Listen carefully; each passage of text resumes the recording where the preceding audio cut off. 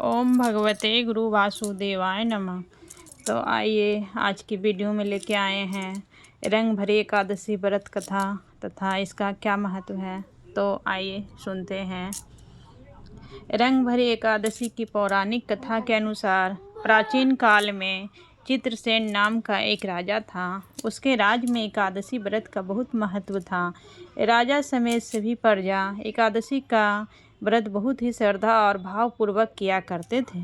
राजा चित्रसेन को आमलकी एकादशी के प्रति बहुत गहरी आस्था थी। एक बार राजा शिकार करते हुए जंगल में बहुत दूर निकल गए।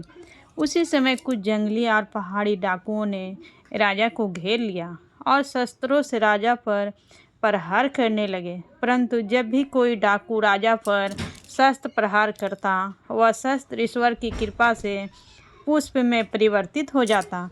उन डाकुओं की संख्या बहुत अधिक थी, अतः राजा संज्ञाहीन होकर भूमि पर पड़ा। उसी समय राजा के शिकार से एक दिव्य शक्ति प्रकट हुई और उस दिव्य शक्ति ने समस्त दुष्टों को मार गिराया और वह अदृश्य हो गई। अब राजा की चेतना लौटी तो सभी डाकुओं को मरा हुआ पाया। यह दृश्य देखकर राजा को आश्चर्य हुआ।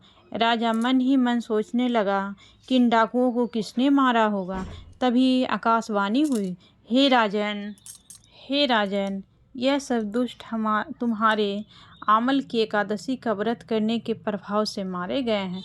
तुम्हारी देश से उत्पन्न आमल की एकादशी की वैष्णवी शक्ति ने इनका संहार किया है। इन्हें मारकर वह पुनः तुम्हारे शरीर में प्रवेश कर गई। यह बातें सुनकर राजा को बहुत प्रसन्नता हुई और एकादशी के व्रत के प्रति राजा की श्रद्धा और अधिक बढ़ गई। राजा अपने देश वापस लौटा और राज्य में सबको एकादशी का महत्व बतलाया और इस एकादशी की कृपा से राजा पुनः सुखपूर्वक राज करने लगा। महत्व। धार्मिक मान्यताओं में रंग भरी एकादशी का बहुत महत्व है। इस दिन भगवान शिव माता गौरा और अपने गणों के साथ रंग गुलाल से होली खेलते हैं। यह दिन भगवान शिव और माता गौरी के वैवाहिक जीवन में बड़ा महत्व रखता है।